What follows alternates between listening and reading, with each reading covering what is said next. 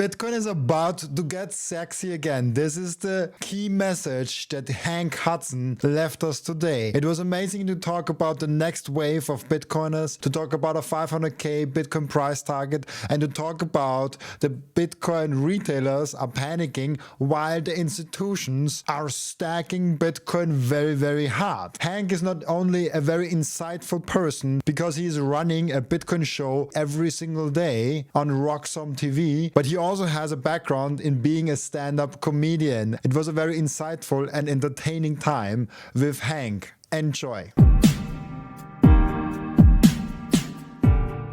And what do you think is currently going on with Bitcoin? No, I feel fine about it. You know, I was lucky to get in the space back in 2016, very much because of number go up. A friend of mine told me, he's like, I bought these things called Bitcoins for like $400 and they're up like a bunch now. And I was like, this is interesting. And I did a little research and, you know, saw you can mine them. So I've seen the ebbs and flows of the Bitcoin system before. And it always does the opposite of what you would expect. We all thought we'd be dancing in the high 150s or, you know, above right now, and we're at the 60s. I think we just saw a lot of leveraged people kind of get crushed. So there's been a lot of leverage that's gotten flushed out of the system recently. The fundamentals are the exact same as what we saw back at 126 in October. It wasn't that long ago. We just have a lot of macro chaos in the air right now. President Trump hasn't really fulfilled, I think, some of the promises that we thought he would here in the Bitcoin and kind of overall crypto community, except maybe lining his own pockets a little bit.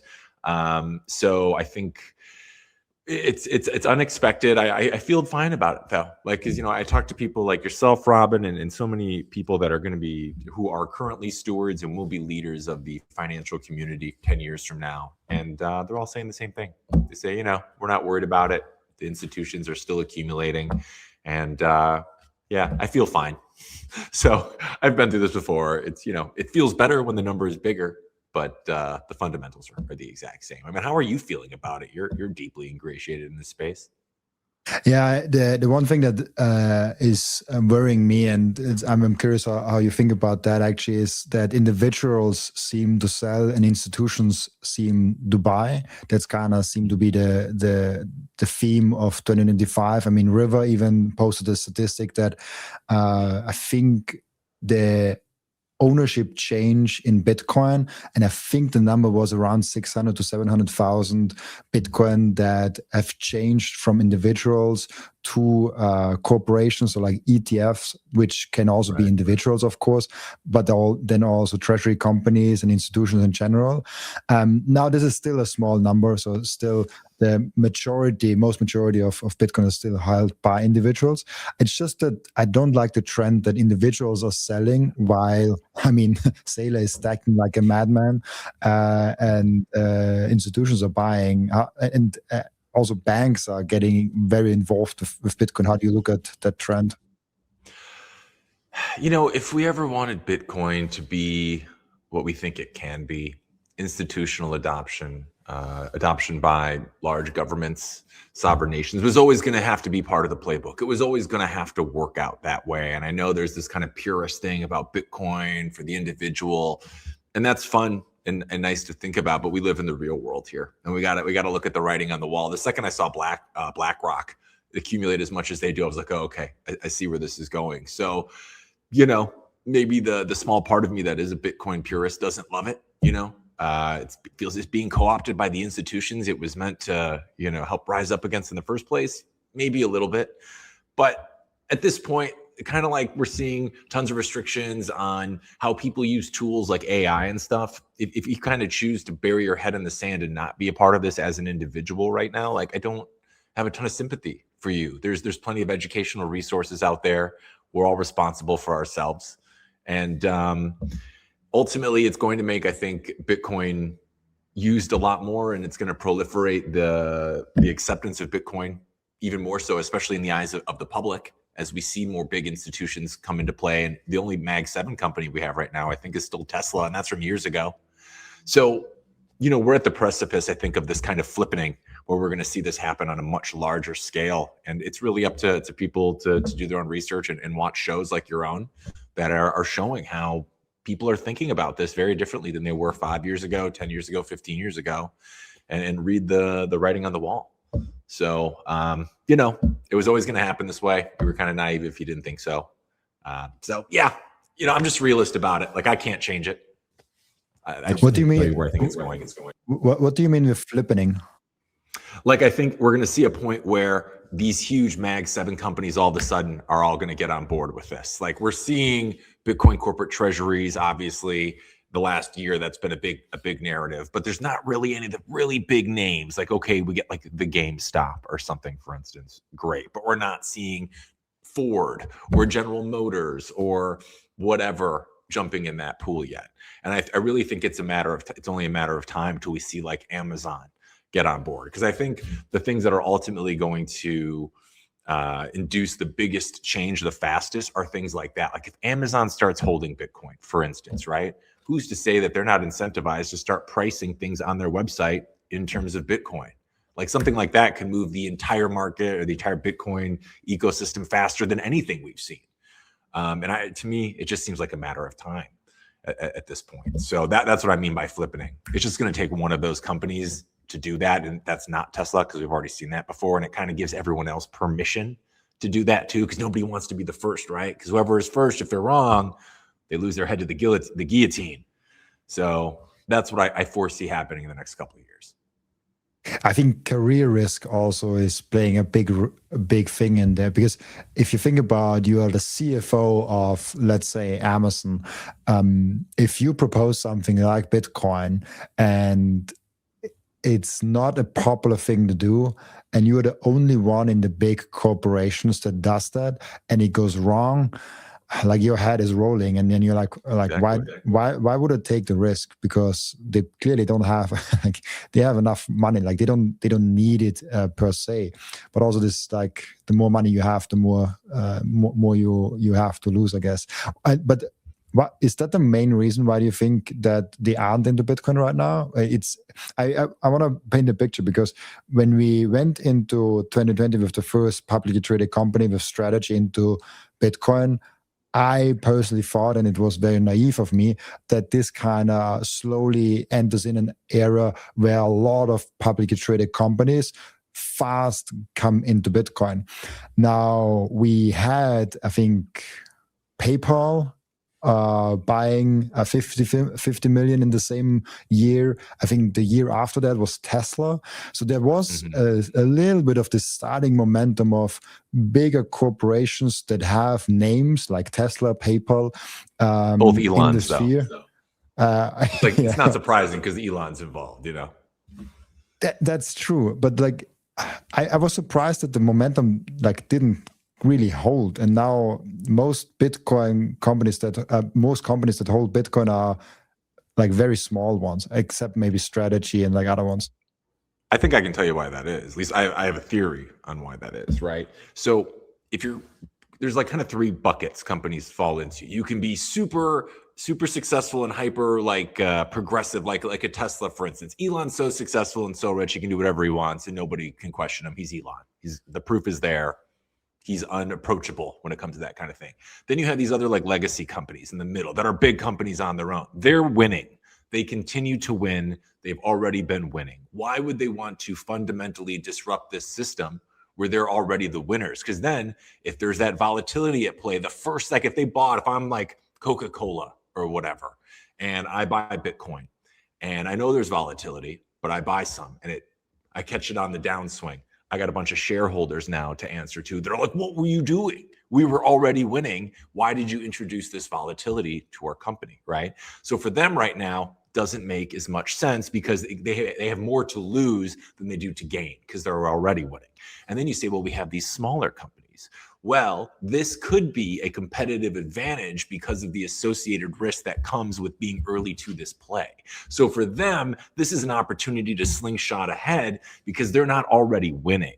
So I see it as like, that's why we talk about it as like a lifeline for struggling businesses, right? Well, maybe it kind of is because it gives you this higher upside play, but you're not already winning the same way some of these other companies are. So your downside risk is a lot lot less in theory. It's kind of like, what do we got to lose? You might as well do it, So that's kind of what I see happening. So we need to see more of these conservative companies be like, hey, we're going to dip our toes in the water too, and it'll be this gradual thing.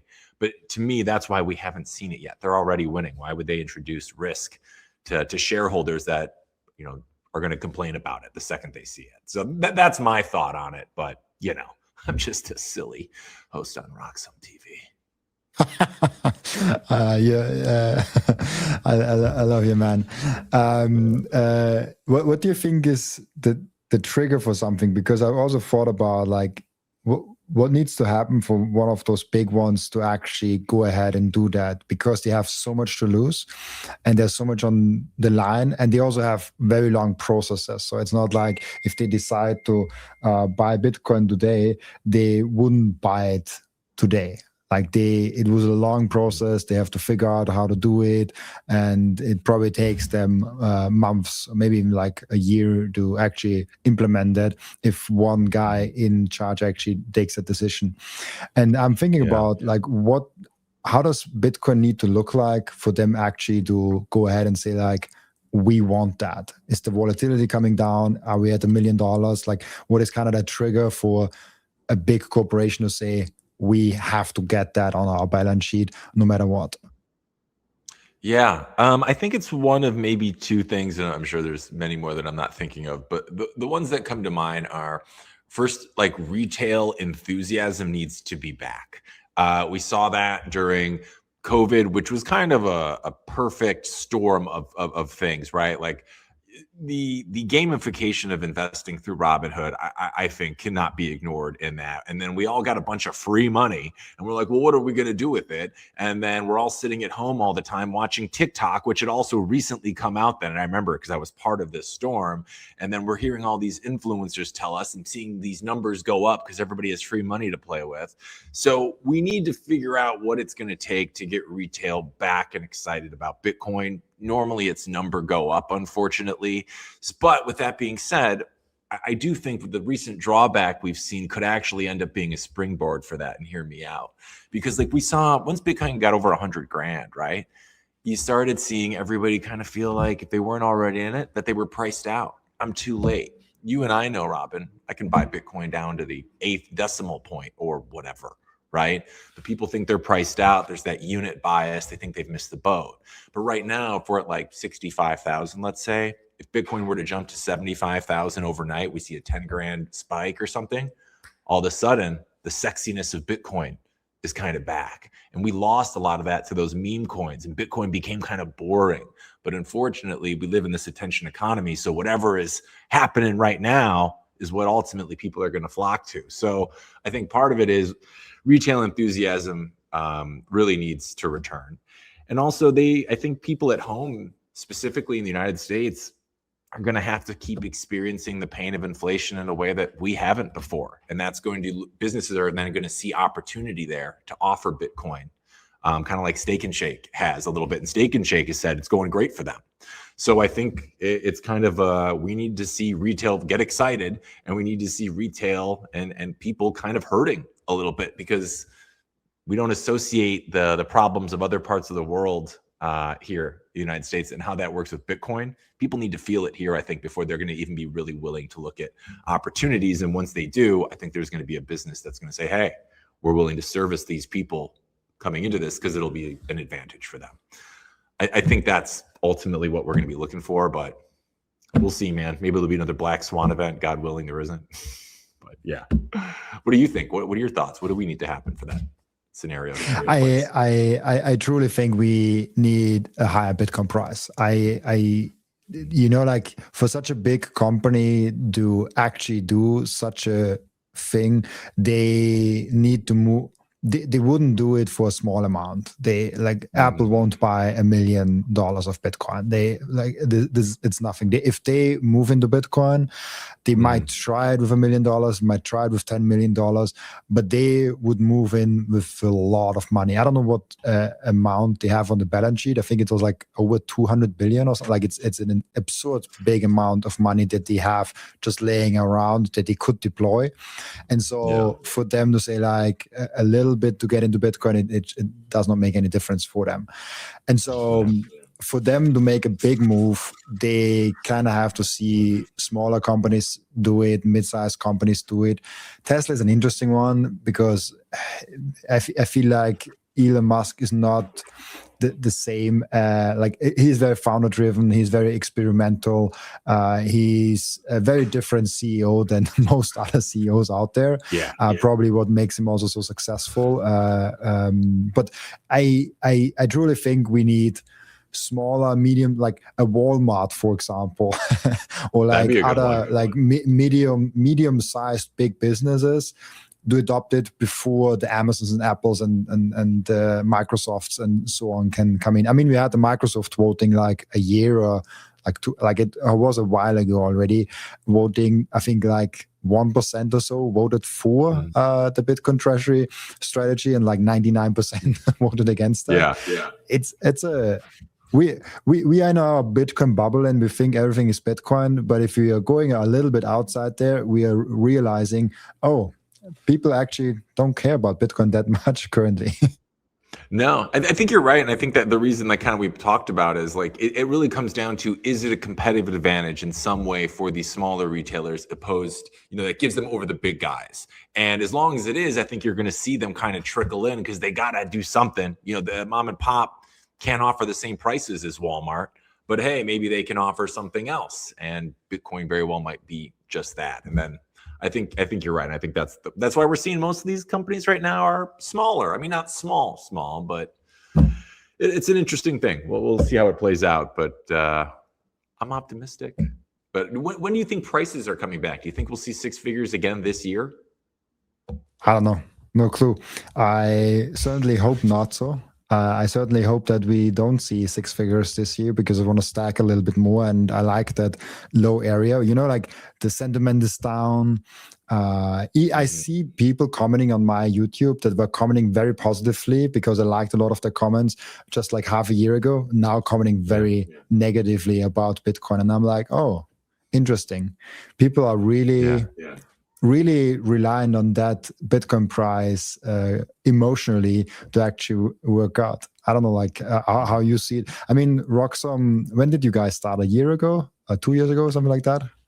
Yeah, I think the wheels got in motion. So we first had our first live show was last January, but I believe the wheels had been in motion for things like a couple of months before then. But it's been, just over a full year of broadcasting live. Yeah, so you basically started at almost 100K, around the 100K, went up to like the all-time high, and now you're seeing kind of at the start of the business, the first big bear market, which is an amazing start usually for a business, because if you make it out of there, you are hardened as a business. You are like really in there, and then you can actually make it. And I mean, you report on more than just Bitcoin, so it's not just the Bitcoin thing.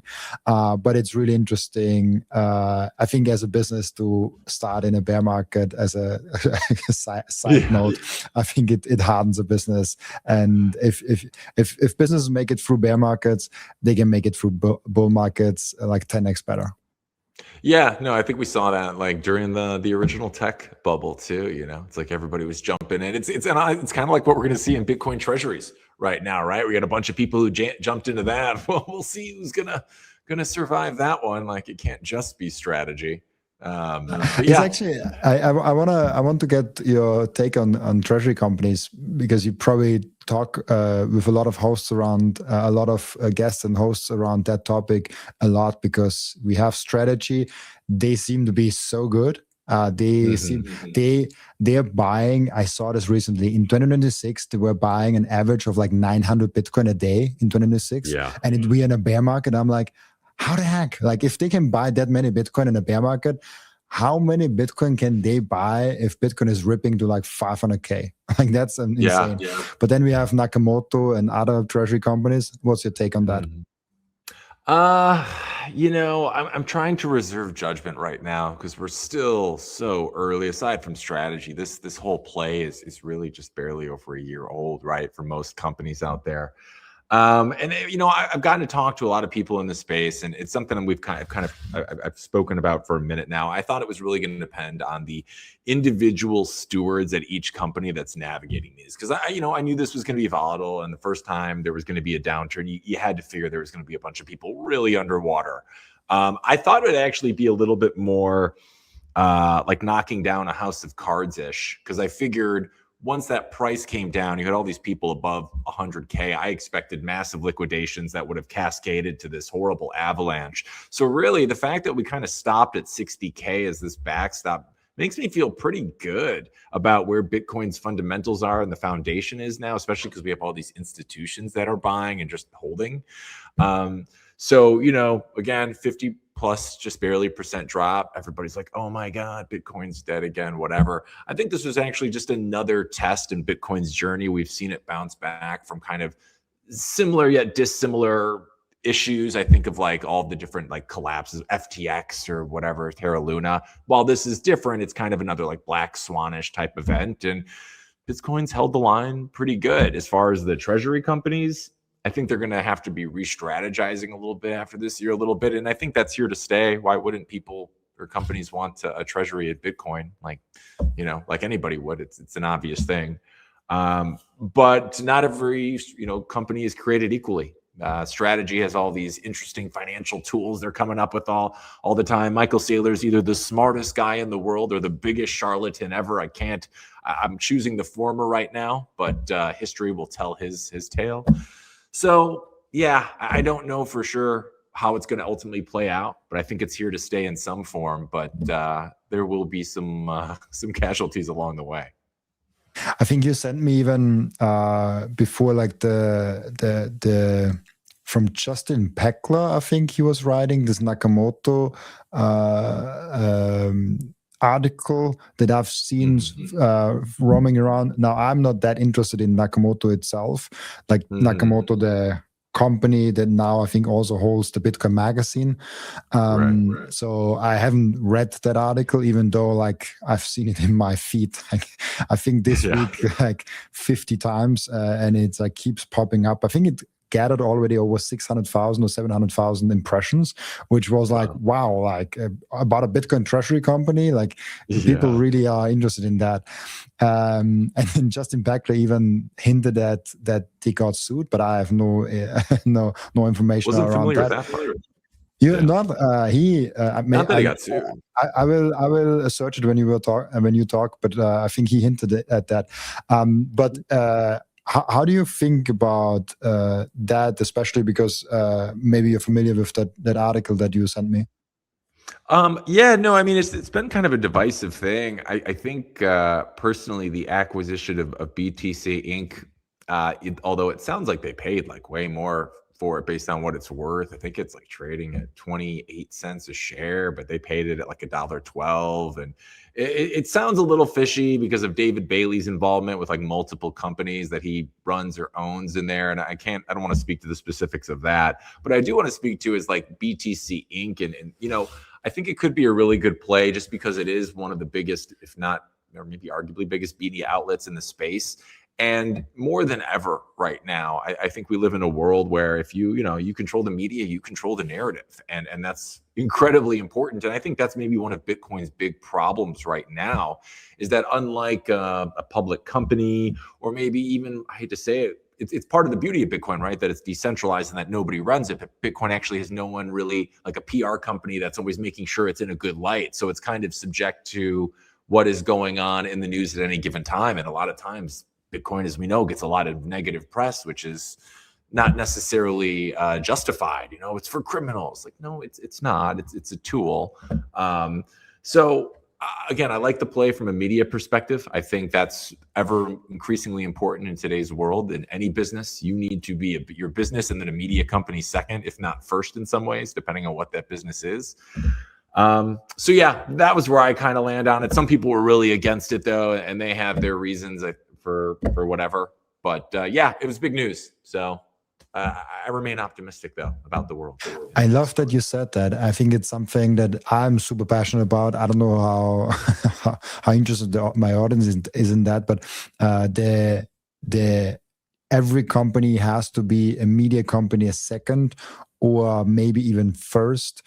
And I think we are kind of in a new era of individuals have all the power in media, and people like to follow individuals more than in the past, like a newspaper or something, like a big media out. Like they actually like to focus on individuals. How do you think about, and especially because you're also at Roxxam and doing this new media thing, how do you think about, and this is completely besides Bitcoin now, but how do you think about new media, the forming of individual journalism, the forming of you just need a camera and a Twitter account and a YouTube account, and you can take over the world, or you end up in nothingness, depending on your skill level.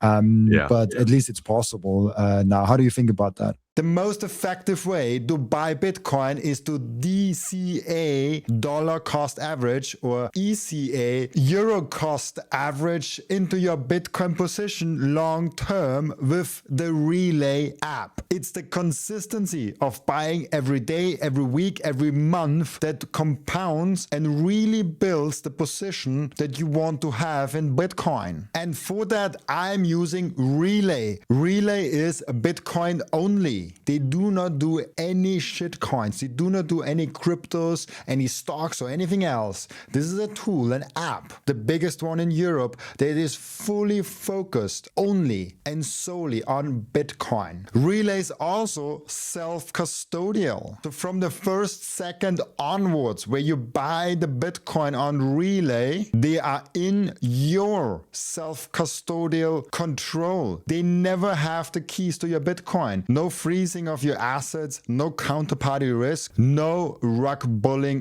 whatsoever. And honestly, it's the simplest app that I've ever used in the whole Bitcoin ecosystem. Super easy to set up and super easy to buy your Bitcoin consistently. So set up your DCA with code Robin on the Relai app today. I want to tell you about something very special to me. It's called Microseed. If you hold your Bitcoin in self-custody, and you should, you know how critical it is to secure your seed phrase. You should not have them on paper. You should not have them on anything else than titanium. With Microseed, you can engrave your 12 or 24 word seed phrase, the entire seed phrase, onto a 1-inch small washer. Yes, just one washer. All 24 words on that one washer. You can hide that thing everywhere. And even better, you don't need to buy a new kit every time you have to get a new wallet. You can make unlimited backups, because Microseed is not selling the washer. Microseed is selling the device that stamps the washer. So you get the full kit with the device, with the washers, with the hammer, with everything you need to get started today. And you can make with that unlimited amount of backups. Go now to microseed.io. Finally, we have BTC Prague back in 2026. And this year, I'm not only speaking on a panel, but I'm actually going to present an interesting new angle, a perspective, a Bitcoin thesis at BTC Prague this year for the first time ever. I've never done that on any other conference, so this will be a fun one. If you listen to this show on a regular basis, I would love to meet you in Prague this year. It's very high signal, no noise, and Prague is just a freaking amazing city with awesome drinks and a lot of good food. Use code Robin to get 10% off, and if you buy with Bitcoin, you get an additional 5% off your ticket price. I'll see you there in Prague. Make sure to come say hi.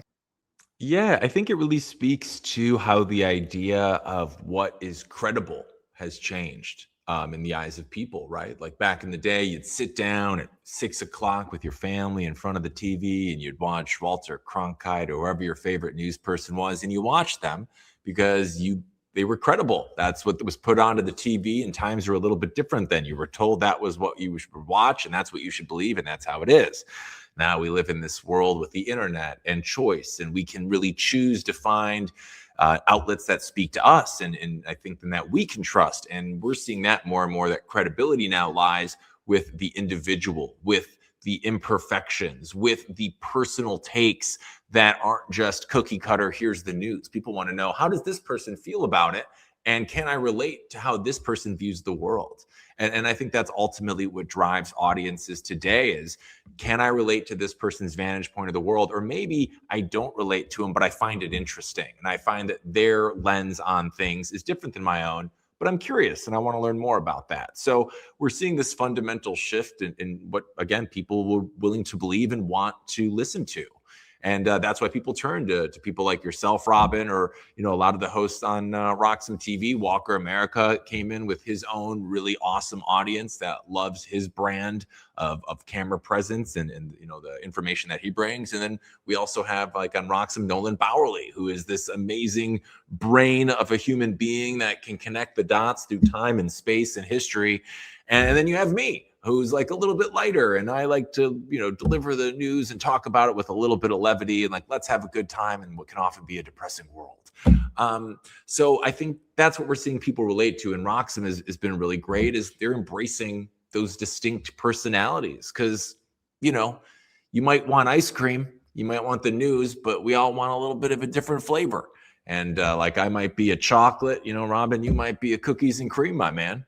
So yeah, I think embracing that with new media is really what it's all about today. And the production quality is great. And I think that's something that also kind of imbues trust with your viewer.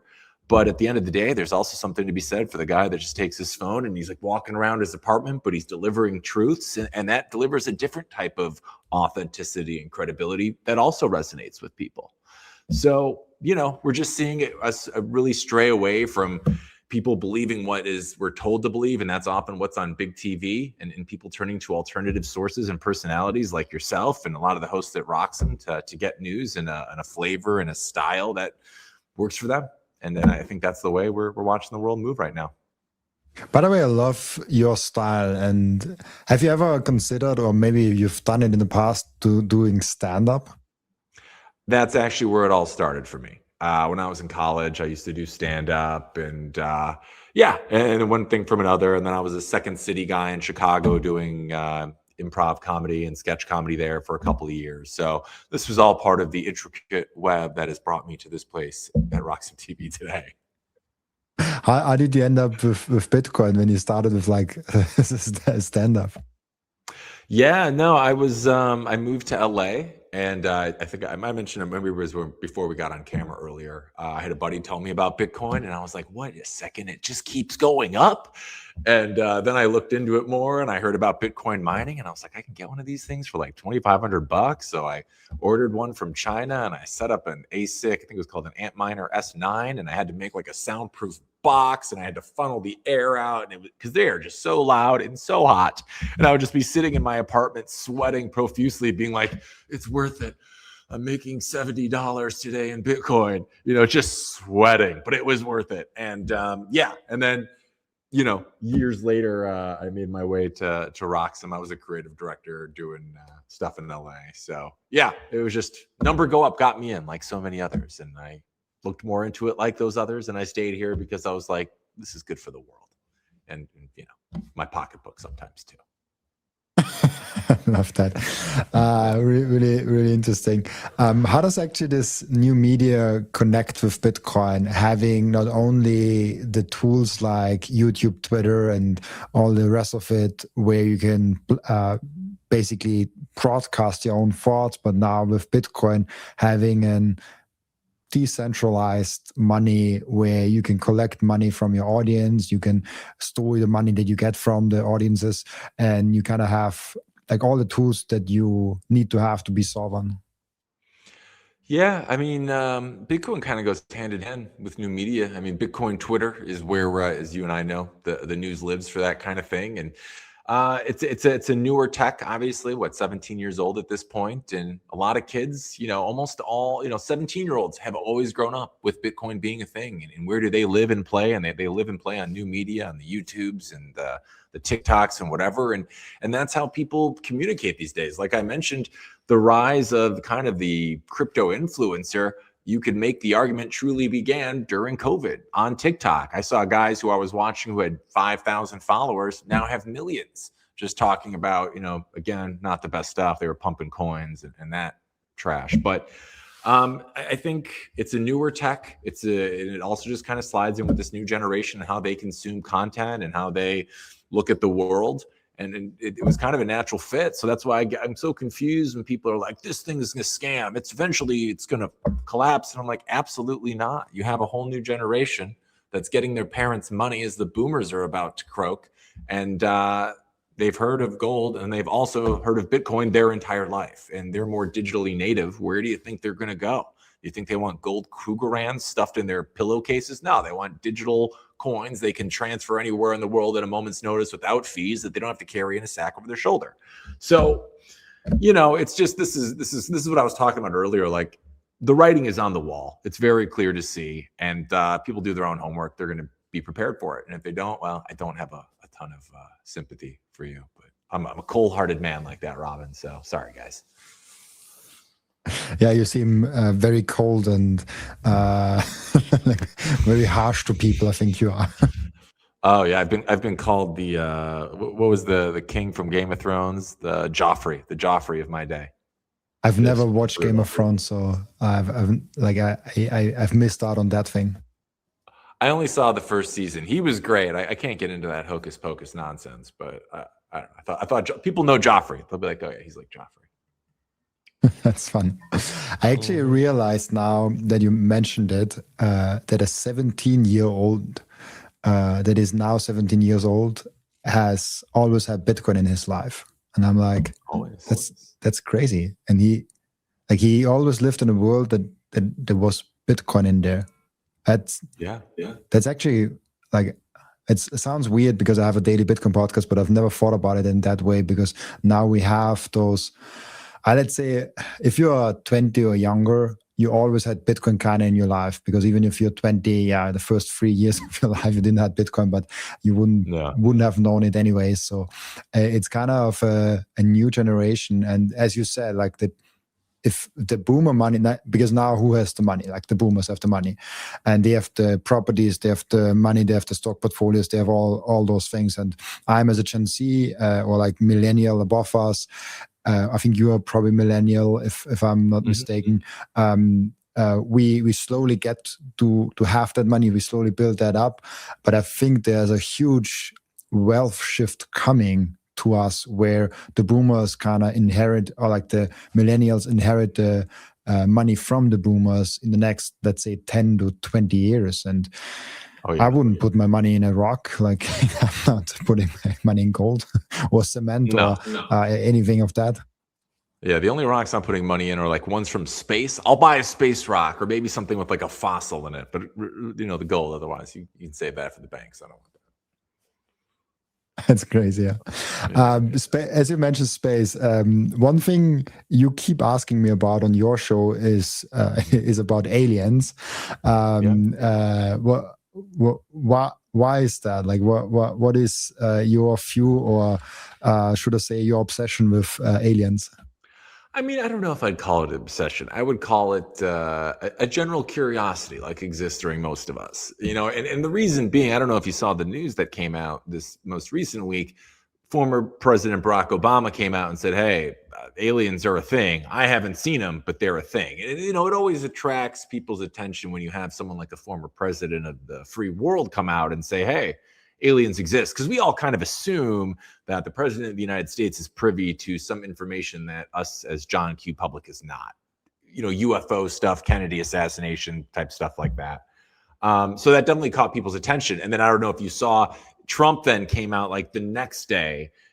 He said something insulting about Barack. I forgot what it was, but like par for the course there. And then he was like, yes, let's release the UFO files. So now they're talking about releasing some kind of files, pretty much anything to get our attention off the Epstein files again. It's like, look over here, aliens, forget about what was happening here. But yeah, no, I'm excited about the idea of an aliens thing. And I have my own theory, if you'd like to indulge me, about who aliens are, right? Please. Because so I'm sure Robin, there are tons of videos we've seen. People, you see ancient cave drawings of people have of what look like extraterrestrial things. We've known about this kind of thing for a long time. But the question is, if they were hovering around us all the time, Earth, pretty resource rich, seems like a pretty good place to lay down shop, right? Why haven't they heard us or anything yet? And I can tell you why. Here's why. There probably are some kind of other extraterrestrial thing in the planet. I think what we're experiencing, though, are humans from the future that are coming back. They've learned to manipulate time and space in some way. And I think they're just coming back and checking us out and see what's going on. Maybe they've said before that around nuclear plants and nuclear testing facilities, apparently the sightings are exponentially higher for whatever reason. So part of me thinks that maybe we are coming to a part of human history that future humans know something's coming, and they're waiting, they're checking it out and being like, uh-oh, and hey, maybe they even are Satoshi. Maybe aliens gave us Bitcoin because they knew it would solve problems that we would be experiencing in the future otherwise. So I fervently believe that aliens are humans from the future, and they're kind of like, don't touch the petri dish, but let's just make sure it's staying on course and they're all not killing each other. Because ultimately, if we all kill each other, you got to think then that might kill them because they're future humans. They might not exist. So I don't know. That's my Neil deGrasse Tyson alternate universe theory on that one. What do you think? Aliens, just aliens, future people, something else? I think it would be arrogant of us to think that we are the only intelligent life out there. I think it would be naive and arrogant to believe that. And I like the idea that Bitcoin was created by aliens, because it's very inhuman or unhuman, whatever the correct English is, to create something, not taking credit for it, and not even monetizing the thing. And the thing is literally one of the biggest assets in the world, and everyone is talking about it, and the president has it all. Like the amount of success that Bitcoin has reached, and nobody claimed credit. I mean, there has been people that claimed credit for it, but I'm shocked Trump hasn't yet. I invented it. Everybody knows. That's why it's so good. Everybody says so. Yeah. Orange coin. Yeah, right. Orange coin, the orange man. It's not too far. But it's shocking to me that we still haven't figured out who he is, and that's like, the longer this whole thing goes on, the more convinced I get that might just be an alien. Yeah. I mean, hey, man, Elon, people have suspected it before. They thought he could be Satoshi. He might be an alien, dude. That guy's crazy. How does he sleep? He runs like 5 companies at the same time. He's got like 11 kids with 4 different baby mamas. Like it's really, his time management is outrageous. We could all learn something. I get overwhelmed running one podcast. I bet, man. I mean, you do it every day, like pretty much, right? Or used to do it every day. Yeah, I do now 4 times a week, plus some live streams, plus podcast appearances and other things. So like, I probably do still like a show a day on average, if you count all the shows I'm doing. Yeah, I'm like, if I compare my life to Elon Musk, I'm not doing shit. I'm sleeping all day long. I'm not doing anything. Hey, you got a fiance to take care of. Make sure you take some time off for her, man. Happy wife, happy life. That's what they say. Yeah, he has 4 of them. Yeah, she said. Yeah, I don't think he ever gets to be happy, because there's no way he's keeping 4 of them happy at the same time. But he's got enough money, so maybe I'm wrong.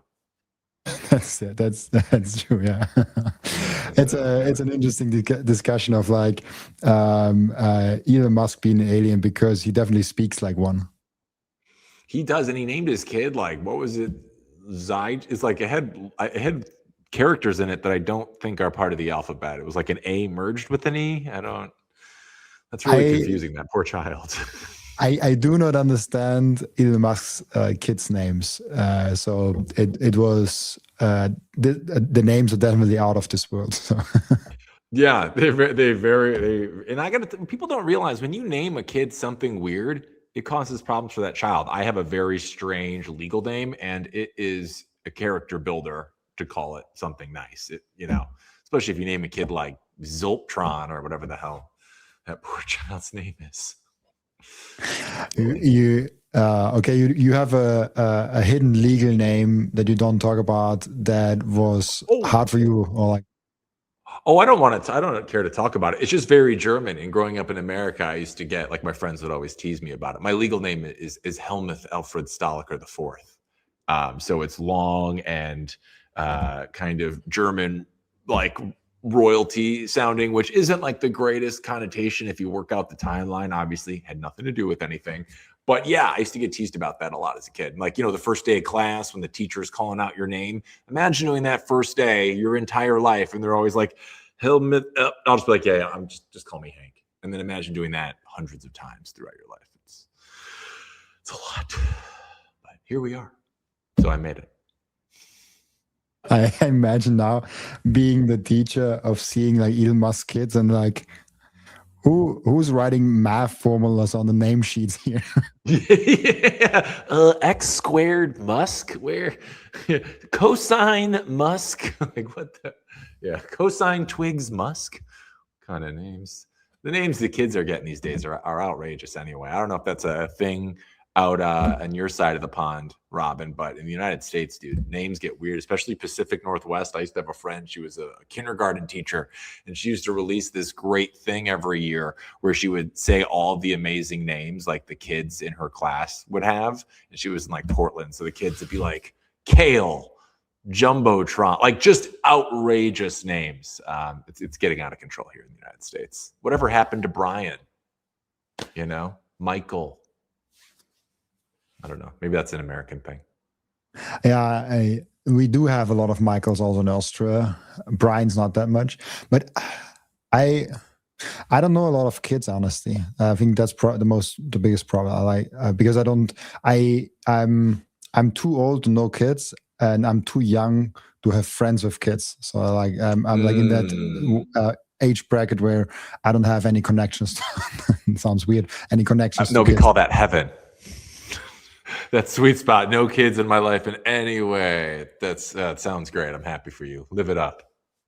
The most important thing for your Bitcoin journey is not buying Bitcoin, but it's how to keep them. And yes, you have maybe the right tools, but how do you actually go ahead and stick it all together so it's the most secure for you personally? Self-custody is a deeply personalized journey, and the Bitcoin way is helping you exactly finding that correct setup for you personally. They are also helping you with securing your own cybersecurity. And if you want to go one step above all that, you can even get a consultation for a Plan B residency. Go to thebitcoinway.com/Robin and you will get a 30-minute free consultation. I finally and officially mine Bitcoin. This is not just something to stack more Satoshis, but it's most importantly also to support the network. Individual miners are the ones that keep the Bitcoin network decentralized. And by the way, you get KYC free Bitcoin. That's why I use Simple Mining. I get an actual proper Bitcoin miner. They set it up for me. They repair it if it breaks down. And most importantly, they let me choose the pool and even connect my own full node. I'm completely sovereign and I'm completely in control. And I can sign up with Ocean, no account needed. I just give them a Bitcoin address and then there's mining going on. No KYC, nothing. So if you're ready to mine Bitcoin, go to simplemining.io, tell them you come from Robin, and let's mine Bitcoin together.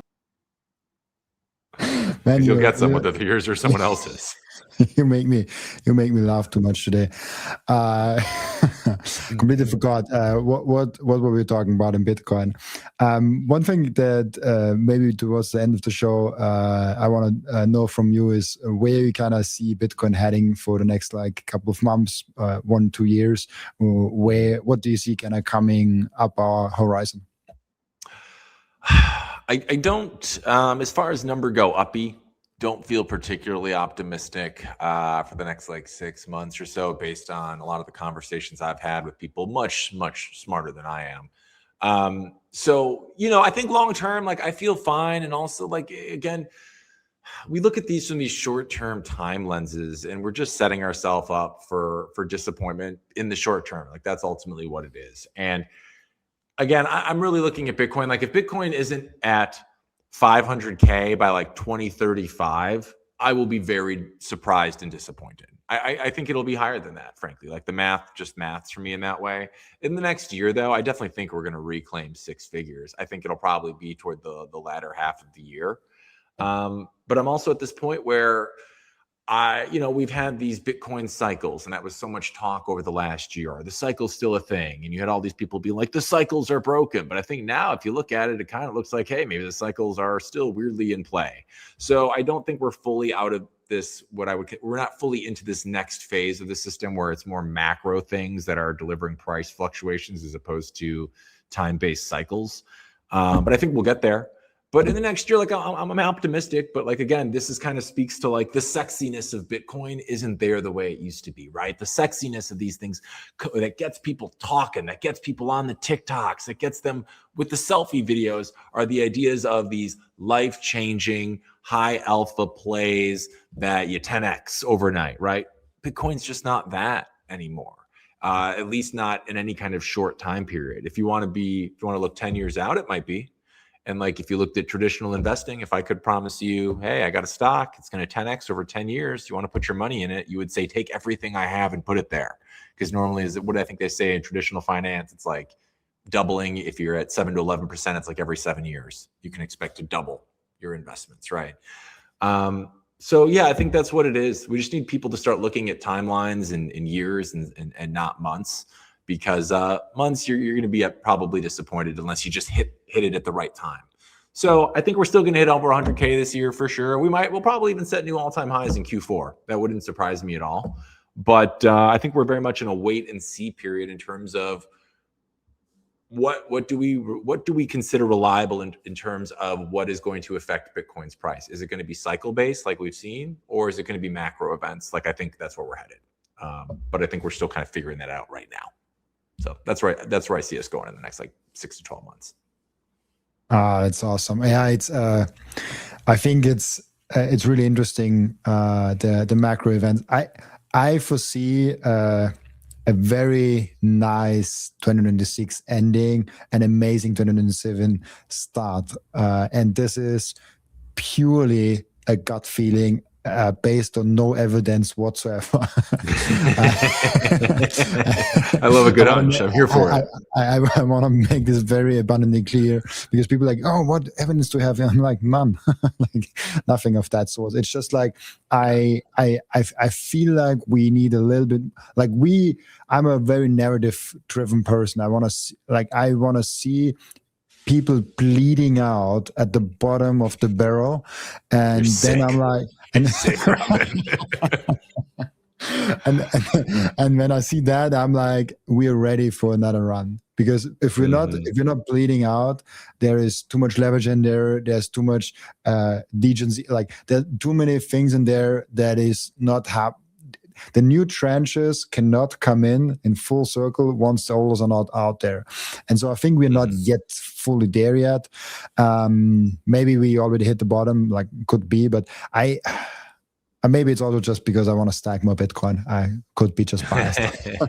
Yeah, no, I get you. And one thing I think we got to think about, right? The beginning of last year, when Trump was back in office, the narratives alone about what we expected based on what he told us that was going to happen with the crypto community and Bitcoin as a whole, some clear regulations, potential accumulation of Bitcoin on a nation state level. We eventually got to 126 last year, right? Pretty much everything he said has not actually come to true fruition fully in practice. We've seen things come underway, but we really haven't seen the things that we were promised fully come.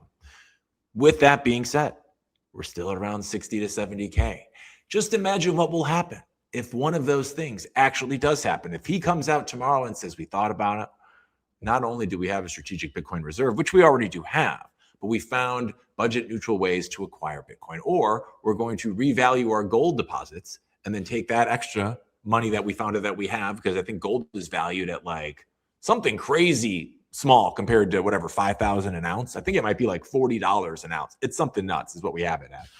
And if you revalue gold and then take what you have there as presumed money, borrow against it, whatever, and then buy Bitcoin, the switch flips. So imagine how bullish we could be, just how bullish we were at the very thought of these things happening. How bullish will we be when they happen?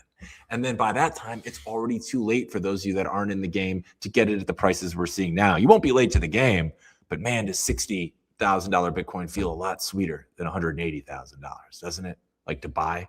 So that's my thoughts on that one. Get into Bitcoin before it gets sexy again. Yeah, that's it. And it won't take much. I think a big price swing. I think if we saw like a $10,000 candle in a day because you get some kind of bullish news about something, all of a sudden Bitcoin's dominating the headlines again. And that's what we need. We need people thinking that they can get, I hate it, but like we need people thinking they can get rich overnight again. And let's be real, it's not going to happen overnight, but it might happen over 10 years. That's pretty good. If you told me, like, hey, I can tell you to buy this thing 10 years, you're going to be hell of a lot wealthier. Would you do it? Probably. I mean, if you were smart. But yeah, man. So I'm super bullish still. This temporary FUD, it doesn't scare me. That's Bitcoin. Buy now, be wealthy in 10 years later. Yeah, I mean, no one who's ever bought Bitcoin has lost money after 4 years, right? I think that's a fact. That's crazy, yeah. We have an end routine, we have an end routine also, but before I have one question that I give each and every one of my new guests at the end of the show. And the question is, what can we learn from you besides Bitcoin? What can we learn from me besides Bitcoin? I think something that I really like what we're doing at Roxham TV News, right? I didn't come into this as a news anchor. I came into this as more of an entertainer. My first job out of college, I was leading bike tours in Chicago because I graduated during the financial crisis and there was no work. And what I found that something I do really well is I think I can deliver news to people that they see every day in a way that's not cookie cutter. It's not boring. That gives you a little bit of flavor, a little bit of opinion, but also like I'm learning too. I'm not an expert on a lot of the stuff I talk about, and I'll be the first person to admit that. But I do think at Roxham specifically, we get so many people that are so much smarter than me that I'm so interested in talking to personally. And I think that shows during these conversations that we have that, like, I think I'm asking a lot of the questions that viewers at home are watching themselves. So I think I hope in me that people kind of see a little bit of themselves as somebody that's eager to learn and understand the world better. So when I'm delivering the news or talking to people, I'm thinking about it as the person on the other side of that screen. So I'm trying to make the news relatable and I'm trying to make it important or help people understand why it's important.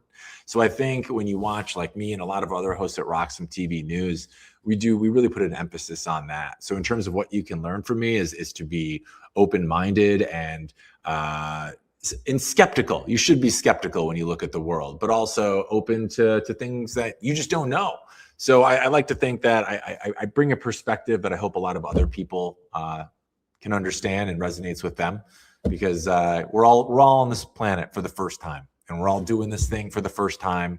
And I'm just doing my best to be a good, like kind of a guide to do it with, I hope, when people watch the show. So yeah, and I know a little bit about Bitcoin, and if you want to talk Chicago Bears, I can talk about that until the cows come home, and emerging tech and all of those things too. So I'm a man with a lot of interests, and there's nothing I love to do more than share those interests with other people that are interested in them. Thank you so much. I appreciate that. We have an end routine in the podcast where the previous guest is asking a question for the next guest without knowing who the next guest actually is. And I mean, you already kind of mentioned it a little bit, and it's a question that is very related to the price. It's literally the price question. Where do you think Bitcoin's price will be in 2030? 2030, yeah. Man, I want to shoot for the moon here, but I always feel like it always goes a little slower than we'd like. So by 2030, so that's sure. I think we're going to be around low 300,000s. I could see us at around like 310. I think by 2030, I'd like to say 5. That feels nice, sounds good. I feel like I've heard maybe Kathy Woods at ARK Investments throw that around a little bit. She might even be higher actually, but I think 300,000s is a nice safe bet for me right now. But it could, again, I think we're one right type of catalyst away from everybody's expectations being blown out of the water in the best way possible. So that's why, like you said, you like this cheaper Bitcoin. Get it while it's cheap, because it ain't going to be like that for too long. I think the window that you can buy Bitcoin under 100,000 for 5 figures basically will not be there for too long, and it will be the next time it's gone forever. I think next time we crush through the 100K, we will probably not, and it might be like 101 and then 99, like, but once we get like over 150, 120, like actually crushing through the 100K, I don't think we will get down ever again. But yeah, that's just one man's opinion, I guess. Thank you so much, Hank, or Helmut, for being on the podcast. I'm being on the podcast and being such a great guest of the show. Before I let you go, where can people find you, ask you questions, and reach out to you? Yeah, you can check me out. I'm on the Twitterverse or X or whatever the kids are calling it. Just Hank at Roxham TV. So you can find me there and the other platforms. But yeah, if you want to get in touch, just DM me on X. I check them sometimes. I'm probably not as active as I should be. And you can always catch me over at Roxham TV. We have our Roxham TV news show 5 days a week. It's at 10 a.m. PST Mondays, 8 a.m. through 10 a.m. PST the rest of the week. And we got great guests like Robin's been on a couple of times and many more. We had Grant Cardone just last week. I think we got maybe Scaramucci coming again real soon. So yeah, if you like what you saw here today, you might be able to tolerate what you see with me 5 days a week. So thanks, everybody. I appreciate you tuning in today. Thank you so much, Hank, for being on the podcast. Also, thank you so much for everyone that is watching and listening, for joining us today. As always, I'll be back.